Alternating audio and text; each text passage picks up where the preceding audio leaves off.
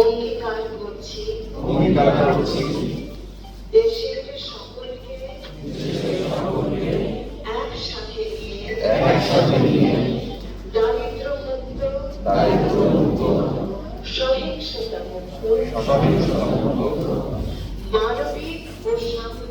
মানবিক ও সাম্যের দেশ গড়ব। কারণ সরকার মানে আমি, আর রাষ্ট্র মানে আমরা। দেশের সকল নাগরিককে সামাজিক